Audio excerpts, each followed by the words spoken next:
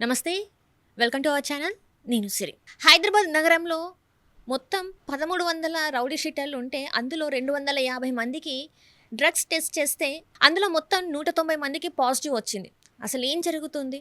రేవంత్ రెడ్డి గారు డ్రగ్స్ రహిత రాష్ట్రం చేయాలని చెప్పేసి చూస్తున్న క్రమంలో ఈ మధ్యకాలంలో చూసుకున్నట్టయితే అన్ని డ్రగ్స్ కేసులే మొత్తం అయితే బయటకు వస్తున్నాయి. సో దీనికి సంబంధించి మరిన్ని విషయాలు మనకు తెలియజేయడానికి మనతో పాటు ఉన్నారు ప్రముఖ రాజకీయ విశ్లేషకులు భరద్వాజ్ గారు. నమస్కారం సార్. నమస్తే సార్ సార్ ఏంటి సార్ 190 మందికి పాజిటివ్ రావడం అనేది దీన్ని అసలు ఎట్లా చూడాలంటారు సార్? అంటే టార్గెట్ చేసి కొంతమంది ఒక ఏరియాలో మాత్రమే ఇలాంటి టెస్టులు చేయటం అనేది కరెక్ట్ కాదు. అది అంటే ఏరియా వైజో లేకపోతే ఏదో జోన్ వైజో లేకపోతే వీళ్ళు కార్పొరేటర్ల డివిజన్ల వారీగాను ఏదో పద్ధతిలో టెస్టులు చేయవచ్చు. అలా కాకుండా పర్టికులర్గా ఫలానా సమూహము రౌడీ షీటర్లుగా నమోదైన వాళ్ళు, పోలీసులు నమోదు చేసిన వాళ్ళు, ఇది ఒక సెగ్మెంటు. అంటే ఇది క్రైమ్ రిలేటెడ్ వ్యవహారం కాబట్టి వీళ్ళకి అన్ని వ్యసనాలు ఉంటాయని వీళ్ళు ముందస్తు అభిప్రాయంతో ఇలాంటి గ్రాంటెడ్గా తీసుకుని ఇలాంటి టెస్టులు చేస్తూ ఉంటారు. అలా జరిపినటువంటి టెస్టుల్లో మెజారిటీ జనాలకి పాజిటివ్ వచ్చింది. ఇప్పుడు పాజిటివ్ వచ్చింది కాబట్టి మా ఊహ కరెక్టే అని అంటున్నారు. ఇదే ఇంకో ఏరియాలోకి వెళ్ళి చేయొచ్చు, ప్రభుత్వ కార్యాలయాల్లో కూడా చేయవచ్చు. అది కూడా సెగ్మెంటే. ఎంప్లాయీస్కి సంబంధించి అన్ని రకాల యూనియన్స్ ఉన్నాయి. అంటే ప్రతి ట్రేడు కూడా ఎక్కడో చోట అసోసియేట్ అయి ఉంది. ఆ అసోసియేట్ అయినటువంటి ట్రేడ్ పీపుల్ని కూడా వాళ్ళు డ్రగ్ టెస్ట్ ఎవరిని ఉపేక్షించాల్సిన అవసరం లేదు. సమాజంలో వీళ్ళు మాత్రమే డ్రగ్స్ తీసుకుంటారని చెప్పడానికి వీళ్ళెవరు? అంటే ఇదేం కాలజ్ఞానం కాదు కదా. ఇదిగో ఫలానా వాళ్ళు మాత్రమే తప్పులు చేస్తారు, ఫలానా వాళ్ళు ఒప్పులే చేస్తారు అని ఎలా నిర్ధారిస్తారు? ఏ ఇండివిజువల్ అయినా అంటే పర్టికులర్గా ప్రెజర్ ఉన్నవాళ్ళు డ్రగ్స్ తీసుకుంటారు అనేది ఒక నేరేటివ్. ప్రపంచం అంతా నమ్ముతోంది అది. విద్యార్థులు ఏంటంటే వాళ్ళ ఆ స్ట్రెస్ నుంచి, విద్యాలయాల్లో ఉన్న ఒత్తిడి నుంచి బయటపడటం కోసం వాళ్ళు డ్రగ్స్ కన్జ్యూమ్ చేస్తున్నారని వాళ్ళ వైపు నుంచి ఒక ఆర్గ్యుమెంట్ ఉంది విద్యార్థి లోకం నుంచి. మేము అసలు బతకలేకపోతున్నాం ఈ ప్రెజర్కి, అందుకని కొంచెం రిలాక్సేషన్ కోరుకుంటున్నాము అని ఈ డ్రగ్స్ కేసుల్లో దొరికిపోయినటువంటి స్టూడెంట్స్ మాట్లాడారు గతంలో. సరే, అదొక ప్రెజర్. అంతకని మించిన ప్రెజర్ ఉన్నటువంటి ఏరియాలు చాలా ఉన్నాయి సమాజంలో. ఈ అంటే కేవలం రౌడీ షీటర్లు మాత్రమే కాదు, పొలిటీషియన్స్లో కూడా ఈ ఒత్తిడి, ఈ రకమైనటువంటి ఏదో ఒక రిలాక్సేషన్ కోరుకోవాల్సినటువంటి ఒక అనివార్యత ఉంటుంది. ఉన్నప్పుడు మరి వాళ్ళు కూడా కన్జ్యూమ్ చేస్తున్నారు. ఎవరికి తెలుసు, రేవు పార్టీల్లో అడపదడప పొలిటీషియన్స్ తగులుతూనే ఉన్నారు కదా. మొన్న రీసెంట్ టైమ్స్లో మనం చూసాం కదా సార్. హేమ గారు ఉన్నారు అని చెప్పి ఓ సినిమా ఆర్టిస్ట్ మీద గొడవ చేశారు. ఫైనల్గా ఆవిడ లేరు అని చెప్పి నిర్ధారించారు.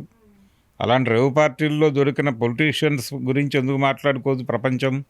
మొన్న మరి ఎలాంటిది లేకుండా పార్లమెంట్కి పంపించారు కదా సార్. దొరికినా కూడా నెక్స్ట్ డే మరి పార్లమెంట్ సెషన్స్ ఉన్నాయని చెప్పేసి పార్లమెంట్కి పంపించారు కదా సార్. అలా ఎందుకు పొలిటీషియన్స్కి ఇది ఇస్తున్నారు, మైలేజ్ ఇస్తున్నారు, లేదంటే వాళ్ళకి ఎక్స్క్యూజబుల్గా ఎందుకు చూస్తున్నారు వాళ్ళని అనేది ఒక ప్రశ్న. అంటే పొలిటీషియన్స్ అనేవాళ్ళు పరమ పవిత్రులు అని అలా అనుకుంటున్నారు వీళ్ళు. వాళ్ళకి ప్రెజర్స్ ఉంటాయి, వాళ్ళకి ప్రెజర్లో నుంచి బయటకు రావాలనేటువంటి తపన ఉంటుంది. ఆ తపనలో డ్రగ్స్ తీసుకోవడం అనేది ప్రతి చోట జరుగుతుంది. అది పర్టికులర్గా ఒక సెగ్మెంట్కి సంబంధించిన వ్యవహారం కాదు, అందరికీ సంబంధించిన గొడవ. రెండోది, సమాజంలో డ్రగ్స్ సరఫరా అవుతున్నాయంటే దానిలో రాజకీయ నాయకుల ప్రమేయం లేకుండా, వాళ్ళకి వాటాలు వెళ్లకుండా జరగదు. ఈ పెడలర్స్ అనే ఎవరైనా సరే ఎక్కడో చోట వాళ్ళతో ఆ లింక్లో ఉంటారు. ఆ లింక్స్ ఎస్టాబ్లిష్ చేయగలిగితే చాలామంది రాజకీయ నాయకులు, అన్ని పార్టీల వాళ్ళు లోపలికి వెళ్ళొచ్చు. అటువంటి ప్రయత్నం ఎన్నడూ జరగలేదు. పబ్బుల్లో దొరికిన వాళ్ళలో కూడా అసలు వాళ్ళ పర్సనల్ ప్రైవసీని మీరు రోడ్డు మీద ఎలా పెడుతున్నారు? వాళ్ళు దొరికితే దొరికి ఉండొచ్చు, వాళ్ళ డీటెయిల్స్ రోడ్డు మీద పెట్టే రైట్ ఎవరు ఇచ్చారు ప్రభుత్వాలకి? అక్కడ ఉన్న వాళ్ళలో వీళ్ళందరి పేర్లు ఇవి, వీళ్ళ తల్లిదండ్రులు వీళ్ళు అని చెప్తున్నారు వీళ్ళు. అవును సార్. ఒకవేళ సెలబ్రిటీస్ సినిమాకి సంబంధించి, సినిమా రంగానికి సంబంధించిన వాళ్ళైతే ఇంకా మొత్తం వాళ్ళు ఇది, వాళ్ళ తాతలు ఇది, వాళ్ళు కూడా సినిమా ఇండస్ట్రీలో ఉన్నారని చెప్పేసి మొత్తం వాళ్ళ పుట్టు పూర్వత్వాలు అన్నీ చెప్తారు. అదే ఒక పొలిటీషియన్ గురించి మాత్రం అసలు పొలిటీషియన్ దొరికినా కూడా వాళ్ళ పొలిటీషియన్ల పిల్లలు కూడా ఉంటారు అక్కడ, చాలా గోప్యంగా ఉంచుతారు. మరి పొలిటీషియన్ల పిల్లలు చేసినటువంటి నిర్వాకాలు, జరిగిన కేసులు చరిత్ర కూడా మనకు తెలుసు. ఆయేషా మీరా కేసులో ఒక పొలిటీషియన్ మనవడి ఇన్వాల్వ్మెంట్ ఉంది అని ఆ ఇన్సిడెంట్ జరిగిన రెండో రోజు నుంచి ప్రపంచం మాట్లాడుకుంటూనే ఉంది. కానీ వాళ్ళకేమీ కాలేదు, వాళ్ళు హ్యాపీగానే ఉన్నారు. ఇన్ని సంవత్సరాలు గడిచిపోయినా వాళ్ళు హాయిగానే ఉన్నారు.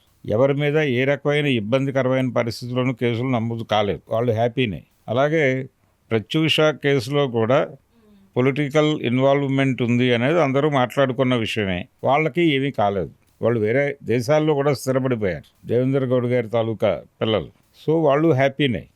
కానీ ఇప్పటికీ మాకు న్యాయం జరగలేదు అని ఆవిడ అప్పుడప్పుడు మీడియా ముందుకు వచ్చి ఆ తల్లిగారు బాధపడుతూ ఉంటారు. ఇది కండిషన్. అంటే పొలిటీషియన్స్ పిల్లలు క్రైమ్స్ చేయరా అంటే చేస్తారు. చేసిన సందర్భాలు అనేకం ఉన్నాయి. ఎవరైనా చేస్తారు. కానీ వాళ్ళ పేర్లు ఎందుకు బయటకు రావు, వాళ్ళని ఎందుకు ఇరికించే ప్రయత్నం చేయరంటే ఇబ్బంది అవుతుంది కాబట్టి డిపార్ట్మెంట్ కూడా కొంత చూసి చూడనట్టు వ్యవహరించిన సందర్భాలు కూడా చాలా ఉన్నాయి. రాజకీయ నాయకులకు సంబంధించి, వాళ్ళ పిల్లలకు సంబంధించి ఏదో ఒక మైలేజ్ ఇస్తారు, వాళ్ళకు ఒక అడ్వాంటేజ్ ఇస్తారు, ఫోన్లే అని వదిలేస్తారు. ఇలాంటి చరిత్ర ఉందా లేదా అనేది ముందు వాళ్ళు వెరిఫై చేసుకుని మాట్లాడాలి. అంతే తప్ప రౌడీ షీటర్లకి టెస్టులు చేసాం, లేకపోతే ఇంకొక సెగ్మెంట్కి టెస్టులు చేసాం, రేపు పొద్దున ట్రాన్స్జెండర్లకి టెస్ట్ చేసాం, ఇలాంటి మాటలు కూడా చెప్తారు. ఇవన్నీ అంటే వీళ్ళెవరూ డిసైడ్ చేయటానికి వీళ్ళలో మాత్రమే ఉంటారు అని. ఇప్పుడు ఏదైనా సర్వవ్యాపితం అయిపోయింది. మార్కెట్ ఎకానమీలో అందరూ అన్నిటికీ ఎక్స్పోజ్ అవుతున్నారు. వీళ్ళు బలానా వాళ్ళు బలానా అని చెప్పడానికి ఏమీ లేదు. ఎందుకంటే తయారైన సరుకు లేకపోతే వచ్చినటువంటి సరుకు ఎవడో ఒకడికి అమ్ముకోవాలి రోజు. ఈ అమ్మకాలు జరిపేది పెడ్లర్స్. వీళ్ళకి పొలిటికల్ లింకులు ఉంటాయి. ఇక్కడ కూడా ఇంకో దారుణం, ప్రతిసారి నైజీరియన్ జంటను తీసుకెళ్ళి అప్పచెప్తారు పోలీస్ స్టేషన్. వాళ్ళకి ఈ క్రైమ్తో సంబంధం ఉంటుందని నేనైతే అనుకోను. కానీ వాళ్ళు మాత్రమే ఈ దేశంలో డ్రగ్స్ సరఫరా చేస్తున్నారని ఒక నేరేటివ్. ఇక్కడ ఫిలిం నగర్లో దొరికిన సందర్భంలోనూ లేకపోతే ఇంకో చోట దొరికిన సందర్భంలో కూడా నేటివ్ పీపుల్ కూడా ఉంటారు ఆ వృత్తిలో, ఆ వ్యాపారంలో. వాళ్ళ పేర్లు మాత్రం బయటకు రావు. ఆ అకౌంట్లో వాళ్ళు వెళ్తారు, వాళ్ళకేదో డబ్బులు వేస్తారు, వాళ్ళు భరిస్తూ ఉంటారు. వీళ్ళు దొరికినప్పుడల్లా వాళ్ళు అరెస్ట్ అయ్యి వీళ్ళ పాపాన్ని వాళ్ళ అకౌంట్లోకి వేసుకుని ఆ సఫరింగ్స్ ఏమనంటే వాళ్ళు కొంచెంపాటి డబ్బులు ఏదో వీళ్ళు ఇస్తారు కాబట్టి ఆ పని చేస్తారు వాళ్ళు. ఇలాంటి మోసాలు కుతంత్రాలు అనేకం జరుగుతున్నాయి. దాని మీద దృష్టి పెట్టడం బెటరు. సమాజాన్ని సెగ్మెంట్స్గా విడగొట్టేసి వీళ్ళు అది వాళ్ళ ఇది అని మాట్లాడుకోవడానికి, ఒక అడ్వాంటేజ్ తీసుకోవడానికి ఇలాంటి కార్యక్రమాలు ఉపయోగపడతాయి. కానీ ఇవన్నీ బూటకం. సమాజంలో ఉన్న ప్రతి ఒక్కడికి డ్రగ్ టెస్ట్ చేయి. రోజుకి ఒక ఏరియా అనుకో, లేకపోతే ఇంకేదైనా ఒక యూనిట్, ఏ యూనిట్ని ప్రామాణికంగా తీసుకుంటారనేది వాళ్ళ ఇష్టం. ఏదో ఒక యూనిట్ని ప్రామాణికంగా తీసుకుని సమూహాలకు అతీతంగా టెస్టులు జరగాలి. అప్పుడు ఈజీగానే తెలుస్తుంది ఇన్ని కంటైనర్లు, ఇన్ని కిలోలు, ఎన్ని క్వింటాళ్ళు వచ్చేస్తున్న డ్రగ్స్కి సంబంధించిన సమాచారం మన దగ్గర అనేకం ఉంది. ఆ వచ్చిన డ్రగ్స్ అన్ని కన్జ్యూమ్ అవుతూనే ఉన్నాయి కదా, జనాల దగ్గరికి వెళ్తూనే ఉన్నాయి కదా. ఇదేదో రూట్స్ మూసేసి అంటే వాళ్ళకి అందేటువంటి వెసులుబాటు లేకుండా చేస్తే అని మాట్లాడుతున్నారు కొంతమంది. అది కూడా అంత ఈజీ వ్యవహారం ఏం కాదు. చాలామంది ఇన్వాల్వ్ అయి ఉంటారు, రకరకాల పద్ధతుల్లో చేరేస్తారు. అది హోమ్ డెలివరీ వ్యవహారమే అదంతా. సో ఆ ఏరియాలో దృష్టి పెట్టి ఏదైనా పని చేయగలిగితే ప్రభావం ఉంటుంది. కానీ వీళ్ళేదో కొన్ని సమూహాల మీద దాడులు చేసి, ఇదిగో ఈ రోజున బీసీల మీద దాడి చేసాం, రేపు పొద్దున ఇంకొకళ్ళ మీద దాడి చేసాం, వీళ్ళు ఇంత కన్జ్యూమ్ చేశారు, రౌడీ షీటర్లు ఎంత చేశారు, ఇవన్నీ మాట్లాడుకోవడానికి మిగిలిన ప్రపంచం అంతా పవిత్రమని చెప్పడానికి ఉపయోగపడతాయి తప్ప వాస్తవానికి దీనివలన జరిగే ఉపయోగం అయితే ఏమీ ఉంటుందని నేను అనుకోవడం లేదు. అంటే ఇప్పుడు రాజకీయ నాయకులు చెప్తున్నారు మీరు చేసుకోండి, అంటే పక్కన ఇండస్ట్రీకి చెప్తుంది మీరు చేసుకోండి. దానికన్నా ముందు మొత్తం ఉన్న రాజకీయ నేతలు ఎవరైతే ఉన్నారో వాళ్ళందరూ ఎందుకు ముందుకు రారు సార్? మేము అందరం ఇంత పవిత్రంగా ఉన్నామని చెప్పేసి. ఇప్పుడు ఆ మధ్య సినిమా వాళ్ళకి డ్రగ్స్కి సంబంధించిన టెస్ట్ చేయాలి అని అన్నప్పుడు, మీరు నామినేషన్ వేసినప్పుడు కూడా టెస్ట్ చేయించుకోండి అన్నాడు మంచు విష్ణు గారు పొలిటీషియన్స్. ఆయన్ని విపరీతంగా ట్రోల్ చేశారు అందరూ కలిసి. అలా జరుగుతోంది. ఒకటి, డ్రగ్స్ ఉన్న మాట వాస్తవం, దాన్ని అంగీకరించాలి. దాన్ని కన్జ్యూమ్ చేస్తున్న వాళ్ళు ఒక సెక్షన్లోనే లేరు, అన్ని సెక్షన్స్లోనూ ఉన్నారు, అన్ని సమూహాల్లోనూ ఉన్నారు.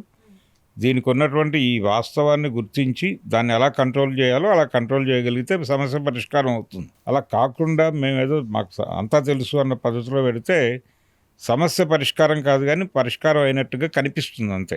అంటే ఇంకొక మాట కూడా ఉంది సార్, అసలు ఇదంతా కూడా రాజకీయ నాయకులకి తెలిసే జరుగుతుంది, అందరూ కాకపోతే పైకి మాకు అసలు తెలియదు అన్నట్టు ఉంటారు. కానీ తెలిసే జరుగుతుంది. వాళ్ళ పర్మిషన్లు లేకుండా, వాళ్ళ నోటీసులో లేకుండా వాళ్ళ ప్రాంతంలో నుంచి డ్రగ్స్ ఇంకో చోటికి సరఫరా అవ్వవు. అది అప్రకటితంగా కనిపించకుండా అదృశ్యంగా నడిచేటువంటి కంట్రోల్. ఆ కంట్రోలును దాటి వెళ్తున్నారు అంటే వాళ్ళ ఆశీర్వాదం ఉందనే అర్థం. అందుకని అంత పొలిటీషియన్స్ అంత ఇదేం కాదు. Right, thank you so much sir. Thank you.